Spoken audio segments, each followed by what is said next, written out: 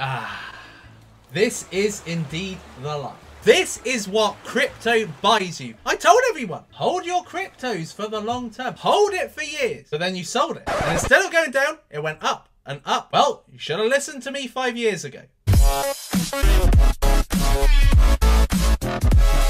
Welcome to Savage Cash. Here with me, Suppoman, your superhero of cryptocurrency. I am going to be sharing with you the best long-term investment tip I could ever share. I am going to stop you from falling into the pitfalls that long-term investors have and have been burnt by significantly. If you are following me on Twitter, you will have seen this tweet that I put 3 hours ago where I put Jerry Banfield, let's grind together. Essentially, Dash was a cryptocurrency I was going to invest in back in January, and I missed the boat. Jerry Banfield got involved in Dash when it was $10 a Dash token. He bought 1,000 of them, enough to have a Dash masternode, which cost him $10,000. And then he sold it for $85,000 when the price of Dash soared up to $100, went down a bit to $85. He thought the bubble was going to burst and he exited out. And today, look at the price of it. He would now be sitting on an investment of $444,000 when he only invested $10,000. He basically made an 8.5 times gain. He could have made a 44 times gain if he just held it for 10 months. So if you are excited to learn this investment tip, smash the likes up. And if you enjoy hearing about cryptocurrencies on a daily basis, then subscribe and you will get my daily cryptocurrency videos and tips. So I took a little trip down memory lane to relive the moment that Jerry actually sold his Dash. I think looking at the data now, it's time to pull out. This is the craziest, biggest crypto bubble. Let me put my head in the middle. This is a massive crypto bubble right now, and it's time to pull out. I just pulled out. I unloaded my entire master node on the 13th. I asked my wife, and the consensus was to sell. So yes, I really sold my master node, and I'm very excited I sold my master node today. I got $52,000 deposited into my bank account, and then I still have about $30,000 that I can easily invest. For example. So as you saw there, Jerry was extremely excited. He sold his Dash at $85,000, and he has $30,000 to play with, which he then invested in Steam. Now his total investment, having done tons of effort, tons of Steam articles, is now worth about $89,000. So he's basically tripled that $30,000 with a lot of effort, when he actually could have been sitting on more than 4 times that, doing absolutely nothing and holding a Dash masternode. And you heard him. He basically said, the bubble's about to burst, I'm going to get out now. He had the fear that the price wouldn't keep going up, but it did. If he held for the long term, he would now be reaping the rewards. I'm now going to share with you another one, and he relives a moment that he had Bitcoin when it was worth $10. Let's have a listen to this. Bitcoin was stable at $10. It's unbelievable now, but when I was mining, it was at $10, right? So it was stable at $10 for 3 months, and suddenly it rose up to 15. I'm like, damn, I'm smart. I'm gonna stop 15. I'm gonna buy back at maybe 12, 11, and I'm gonna make a fortune. Well, guess what? It just kept going and going and going. And in my heart, I was just waiting for that one moment to just buy back and get back into the game. But it just went up to 100 and up to 1,000, and now it's at 2,200. And it's just so hard to fight that kind of initial instinct. You feel like, oh, the market's gonna drop more. I feel this hunch that this market is gonna come out. The bubble is.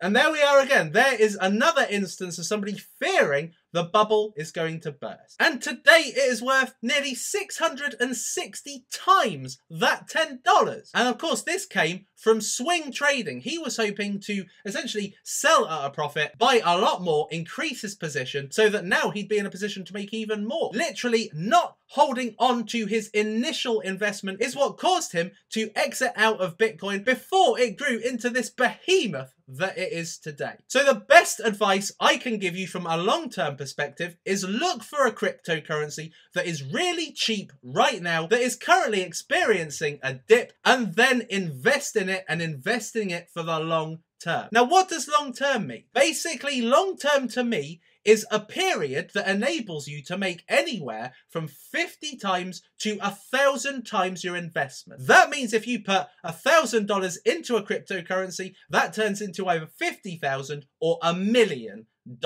If you'd have gotten into Ethereum at 5 cents, it would have only taken it to go to 50 for you to make $1 million if you put 1,000 in. And today, Ethereum is worth $318. Essentially, holding for the long term enables you to make incredible gains. Now, is it too late to invest in Bitcoin? If you want the multipliers of 50 to 1,000, yes. What you should be looking for is a cryptocurrency that has the long-term potential to go to at least 50 to 1,000 1,000 times its investment and then exit. That is the best way to benefit from investing in cryptocurrency. Now, I'm not a massive fan of people that short long-term cryptocurrencies, particularly if they're in for the long game, because it flat tires the momentum. Think about a car, it's just got started, it's just getting going, it's ahead of all the competition, and then all of a sudden it gets a flat tire, it stops, everything else passes by. That is flat tiring it. You are stopping the momentum because as it's due to rise, you're taking out a big position potentially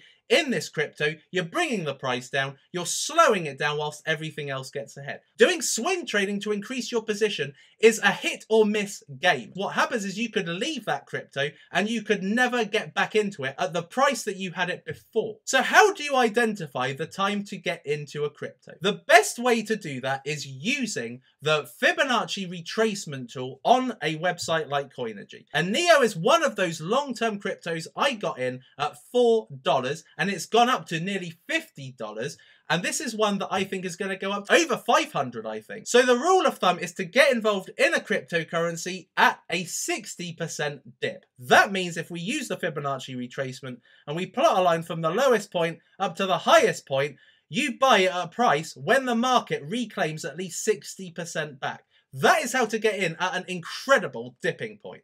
It's not quite bulletproof because if we plot a rectangle across the area that is 60%, then we are actually below it. So if you bought here at the 60% mark, it has since gone down, but when it loses money, you don't lose that much. And when it gains money, if it goes back up to here, which it will, then you actually make a lot of money. That is why you invest at the dip. That is the best time to get involved in a cryptocurrency. Sometimes with cryptocurrency, it doesn't matter when you get in because you are in it for the long term. But if you want to get into it, into a position, you're confident it's going to do really well, you're happy mentally that you got in at a great position, you're more likely to hold getting in that position. I got involved in Bitcoins when it was 5 cents and it has since gone up to 21 times that investment. I think that Bitcoins is going to go from the price point I got in it, easily destined for 1,000 times gain. But there are other cryptocurrencies. What you've got to do is you've got to make sure that you are waiting to get in at the right time.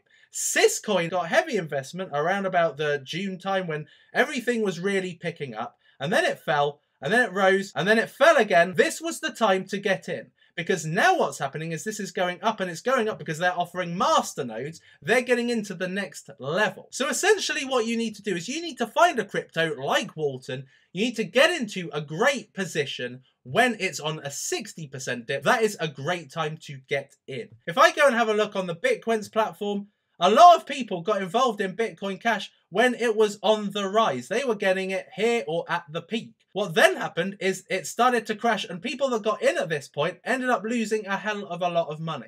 That's why you have to get in at the dipping points. When the crypto proves it can get somewhere, you wait, okay? It peaks, you know it's gotten people's attention, you know it's got great long-term potential, you wait for the dipping point. If the dipping point doesn't come, it goes, that's that. I waited for a dipping point for Dash, it never came. So you've got to wait for the dipping points because that means that you can make the best gains in time. So the best piece of advice that I can give you today is get involved in a long-term cryptocurrency at a very cheap price, either ICO, just out of ICO when it dumps, when it's risen and it's fallen like NEO did, and you get a good 60% retracement, then you hold until it reaches anywhere from 50 to 1,000 times gain.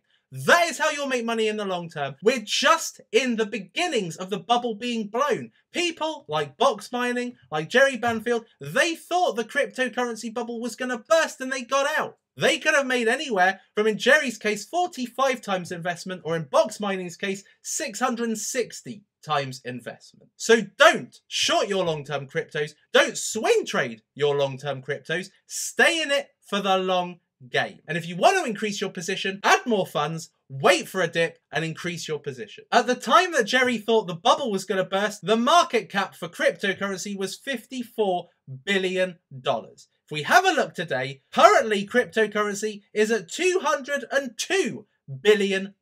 So it has gone up 4 times since he thought the bubble was going to burst. The bubble isn't going to burst anytime soon. So if you get a good position, stay in for the long term. I hope you've enjoyed this episode of Savage Cash. I hope that in 5 years' time, you'll be sitting on a beach or an island that you own. Thank you for watching this episode. Smash the likes if you enjoyed it, and I will see you in the next episode.